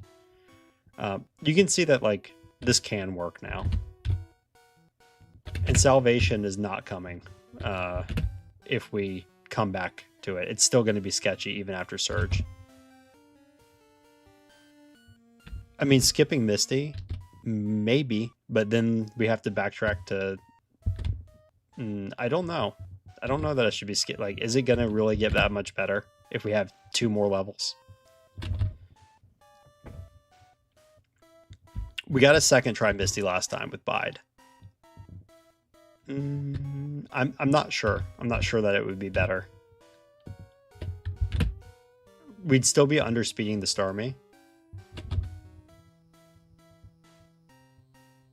I guess not. I guess we'd be outspeeding the Starmie, wouldn't we? Fine, we'll come back.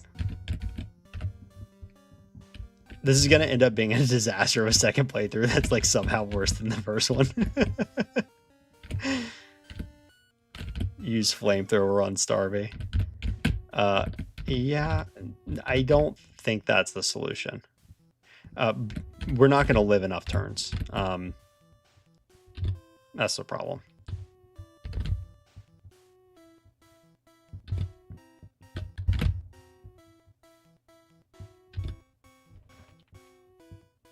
Yeah, I guess first one got really lucky, and I didn't realize how lucky it was because it was just like second try Misty. It's like, oh, that's not a big deal. We'll just do that. I guess we probably should be outspeeding.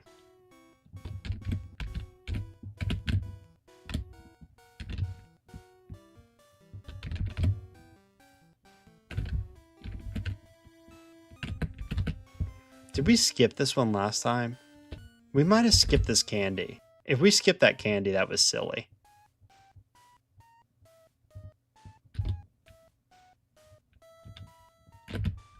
Did we skip the gentleman candy? Hopefully not. I've noticed sometimes I do that when I'm like playing. I've been playing Mew a lot. I mentioned it on Monday. But when I'm doing that, sometimes I'll skip even like really obvious trainers. It's like, well, Mew doesn't fight him, so it doesn't matter how many hundreds of times I've fought him. It's like whatever I've been playing recently kind of overwrites the muscle memory.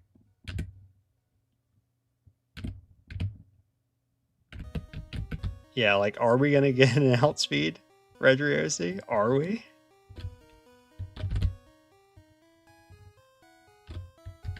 It's a speed tie.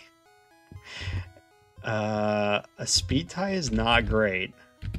That's not really what we want here. Speed tie is terrible for Bide.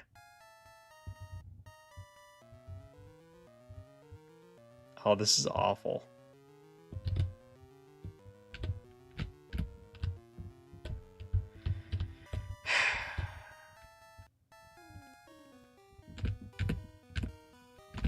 I feel like backtracking was a mistake.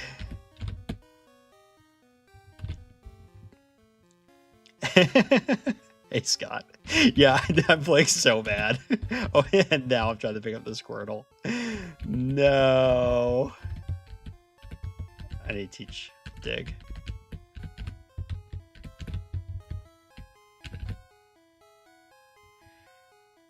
Oh man, this is a rough one.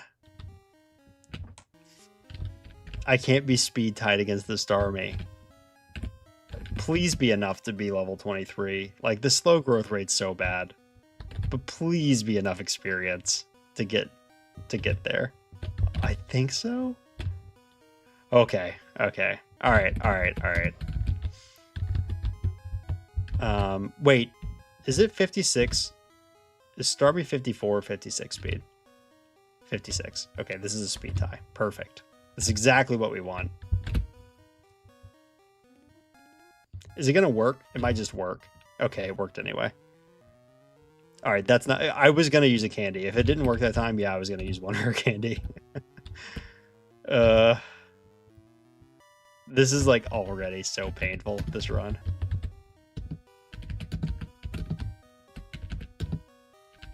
Oh, the bike voucher. Excellent. It's interesting that it doesn't replace, you know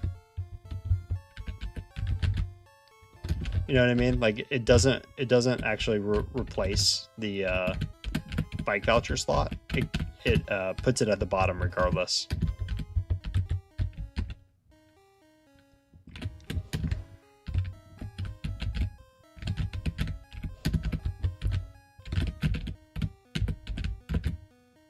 Okay.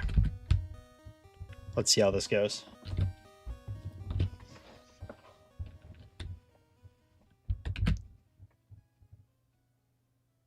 Oh, crit Thunderbolt. No, I think I just used Flamethrower here, right?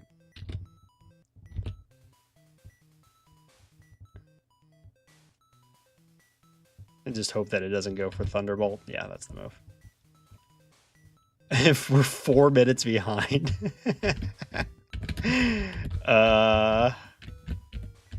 What? How are we 4 minutes behind already? Oh, I already talked to this guy. All right.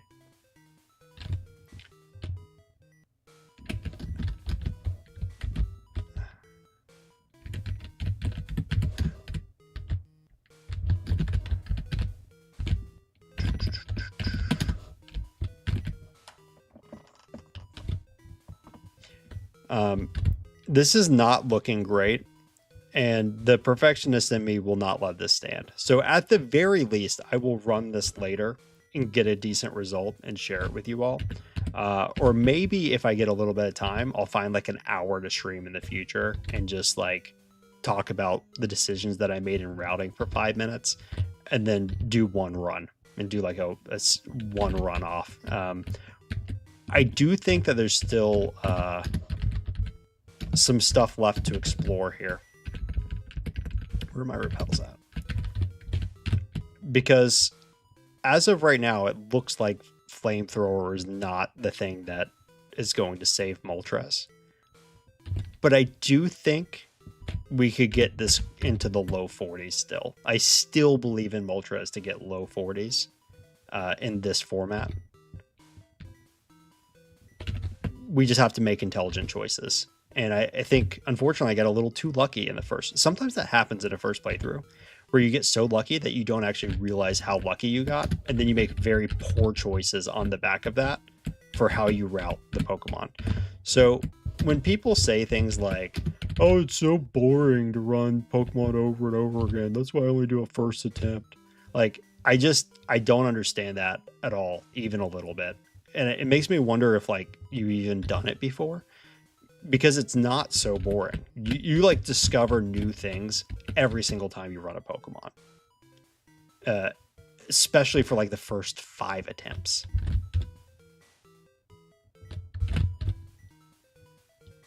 And I'm not exaggerating. Like you learn something new about the Pokemon at least for the first 5 attempts, if not more.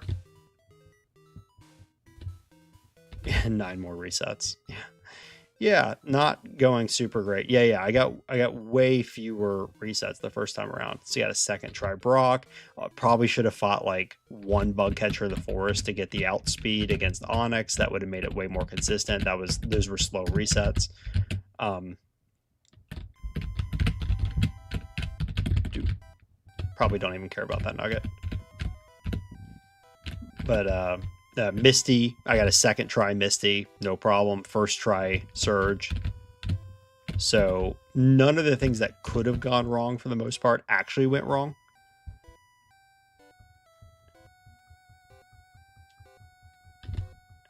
Yeah, Scott, you tend to be able to like, I think you peak faster than I do. Like for me, I think our first couple results usually end up being pretty comparable. And sometimes like I feel like you're even playing like better than I am in the first 1 or 2 attempts. And then I tend to just like keep getting better and better and better. Like I don't know what I'm doing right now because I'm focusing on talking. I tend to get better and better and better as I go. And that's not the case for everybody. But I think at least for my first 5 attempts, I tend to get better before I start to plateau.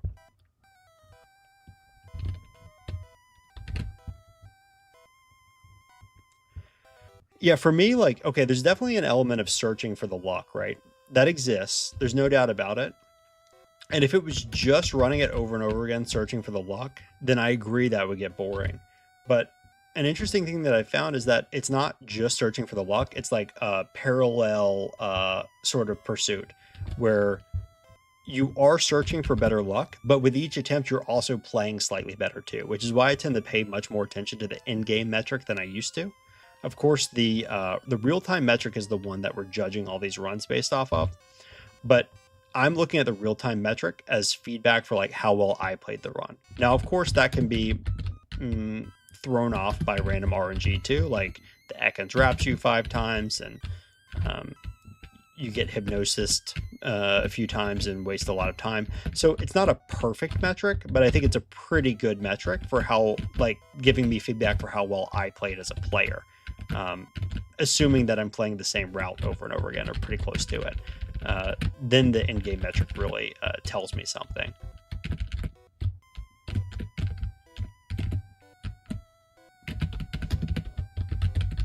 Ooh, we're already on Charmander. About to teach Fly here in a second. That'll be a nice little upgrade for Moltres. Oh, no doubt about it that multiple runs helps with menuing.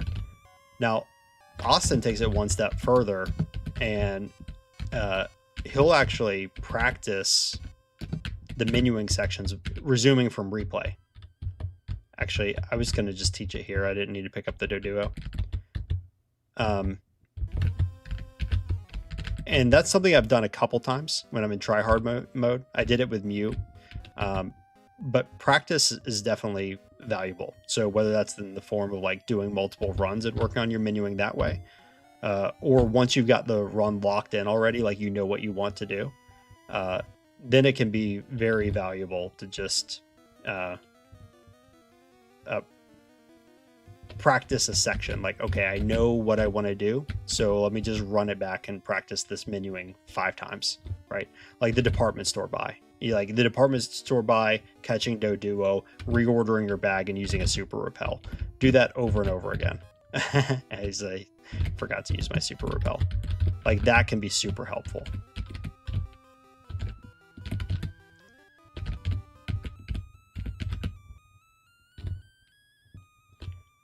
I did not need to catch the Doduo, Rodriosi. I did that through momentum. And it should be Flamethrower over Ghastly. I am using it, so I should be using it.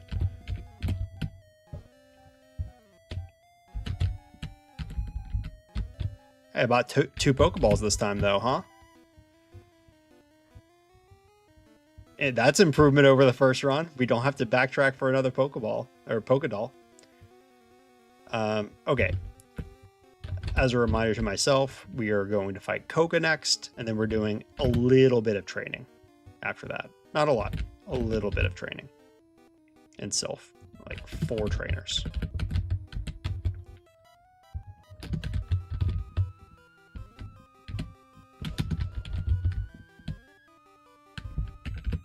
Flute. Any Pokemon side games?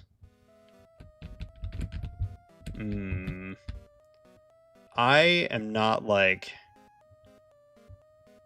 very experienced with Pokemon games, honestly. It's really funny. But like I played Gold. That was my first game. I played that a lot. Like the same game. I didn't reset. I like had a like 4 level 100 Pokemon or something like that.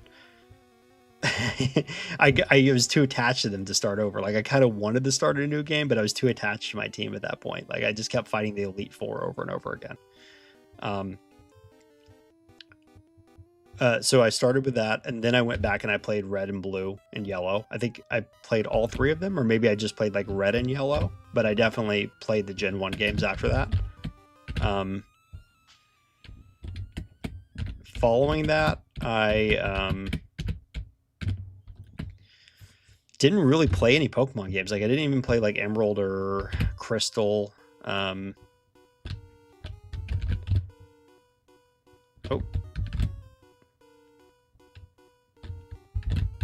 Yeah. I played Pokemon Snap a little bit when I was a kid. Is that a side game? That's a side game, right? Played a little bit of Pokemon Snap.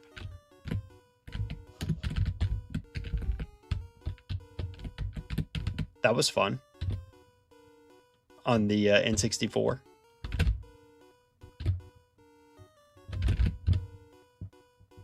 I think that Flamethrower and Fly are doing about the same amount of damage. Yeah, they are.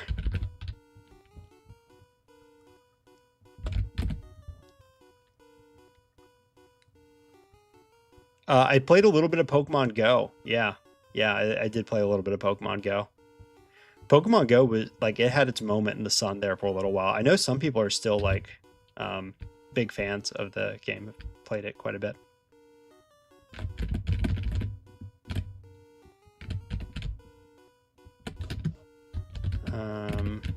Did I pick up the Squirtle?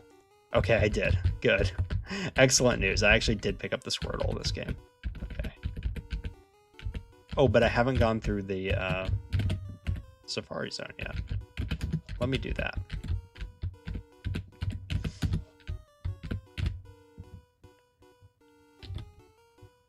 I think I don't need the PP ups, honestly. Like, PP ups were not a good use of time.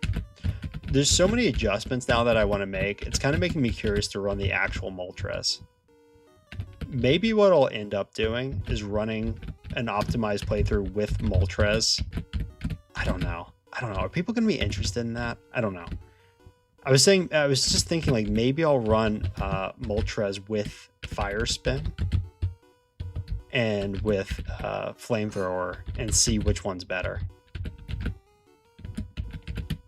and do a video on it. But I don't know if it's actually interesting enough. Like it's interesting enough for a stream, but I don't know if it's interesting enough for like a hour and 15 minute versus video. Like that one, maybe not.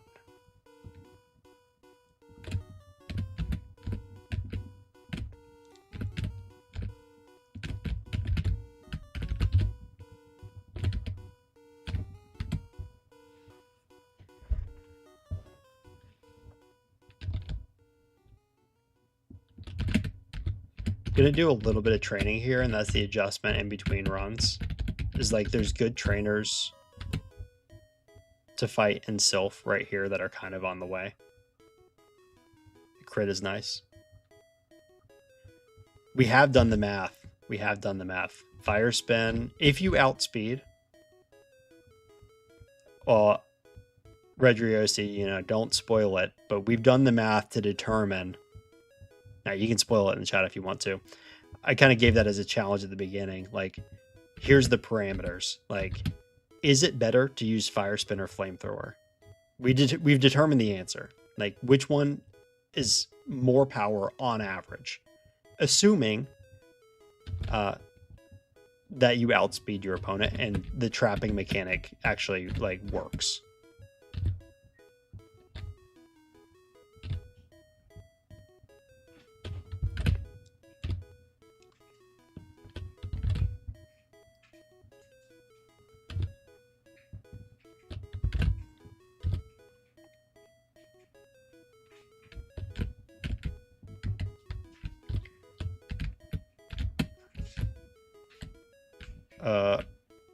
Wasn't I supposed to get to a higher level? Or is 37, right? I don't remember. Scott says, do it. Don't calculate the interest. You'll never get it right. If you think it's fun, others will too. Yeah, I think it would be fun. I'm kind of hemming and hawing on this a little bit because I'm not actually like I know it's interesting to me. I guess I have my answer. I guess I know that it's interesting to me. I was wondering if it would sustain interest, right? Like, will I still be interested in this project? But I think so. I think I would be interested in 2 full runs. And part of what's on my mind too is like, this run is so bad that it may even lose to the first run. And it may be so bad that I don't even have time to finish it. Because I've got to go pick up my boys from daycare. And I didn't think Moltres was going to be this bad.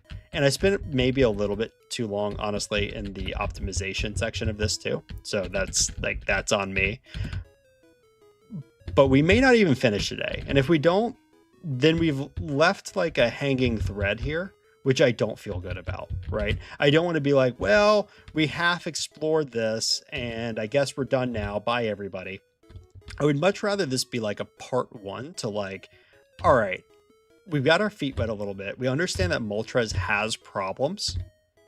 that are not just solved by putting Flamethrower in. You don't just put Flamethrower in and then get an easy sub 40 Pokemon. Like, that's not what happens. It does not turn into Zapdos and Articuno. So that's interesting. So then maybe the next part of this, oh, I don't want that Lapras, but I picked it up anyway. Maybe the next part of this that sustains interest is like, okay, we saw the prologue and it wasn't great. My thumbnail is I fixed Moltres, and then you find out if you actually watch the stream, I did not fix Moltres. Moltres has not been fixed. We don't just plug and play and it's super easy now. We've found that to be very much not the case. Now the question is, okay, but if I spent time optimizing it and did like 2 or 3 runs with it after it's been optimized and I've fixed some of the problems that we've seen, what are we left with? Are we left with a Pokemon that's still stuck in like 44-minute purgatory? Or do we get a Pokemon that can like fight for sub 40? That's interesting. And then how does that compare against Fire Spin Moltres? Can we go in at a lower level? And if we go in at a lower level, does that actually like end up making up for our slightly slower early game? Like, it might be interesting.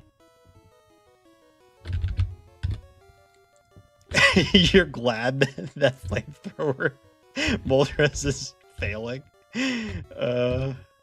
Like it deserves to be bad.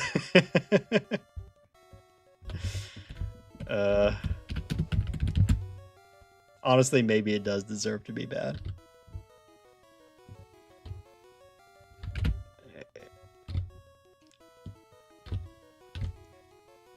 Scott dropping wisdom in the chat. No, I agree. Yeah, finishing interest is more about dedication than interest. It starts off interesting, right? The project, of course, is going to start off interesting, but then will it stay interesting? Like, maybe sort of, depending on like if you're very interested in it. But for the most part, it's going to be dedication, right? All right, I think we switched to Flamethrower now. Nice. I picked up Rest. Scott, you should be happy. I picked up Rest.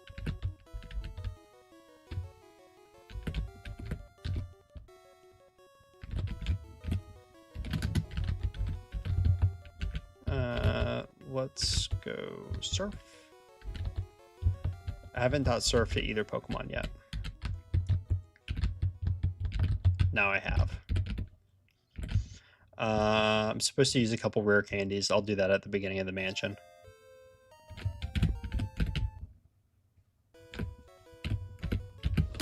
Here. This is actually this was not arbitrary. I've done this here because this is the point where you start getting the higher level Pokemon. So you can actually run in at the beginning and you're fine. Oh, I need the Carbos actually. Oh gosh. It's interesting it takes you down to the bottom there. I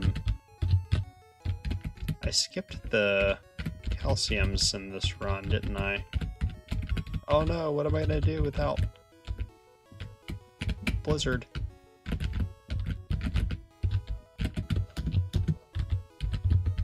I need to make space. Jump scare eradicate. That was an awesome touch to the Mew Race video, actually. That was great. Everyone really enjoyed the jump scare eradicate, I think. All right, this is one more thing that we need to test.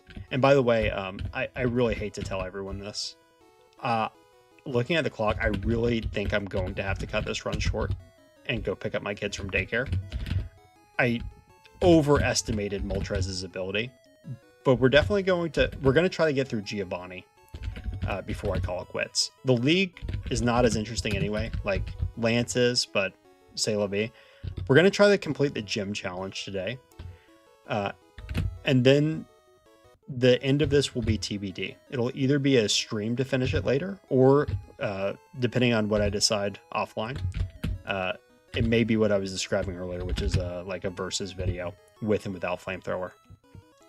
Ooh. Oh no.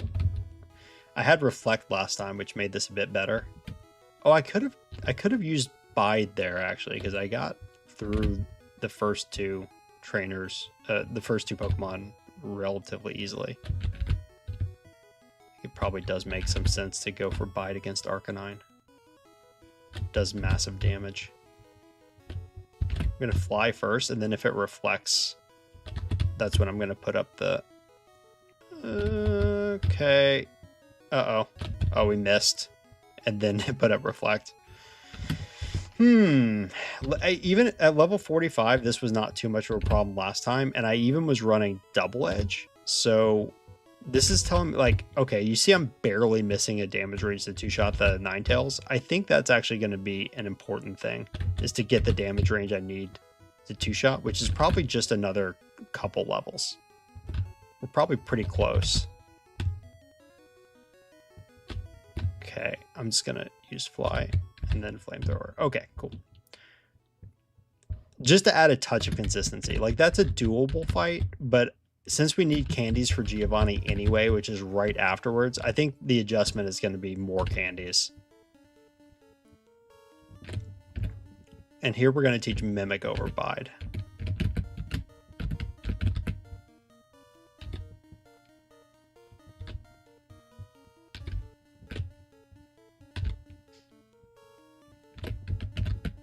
Scott saying he added the jump scare eradicate the night before. A little peek behind the curtain. Scott, I hope you don't mind that I'm sharing this. It was really funny.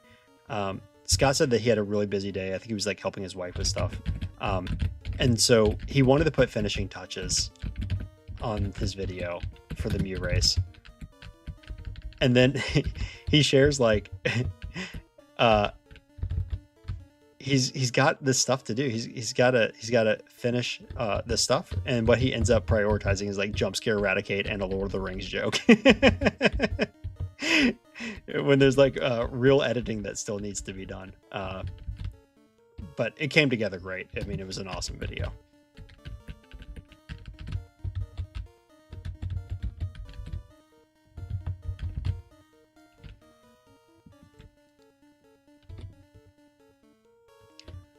Okay, so we're going to mimic Fissure.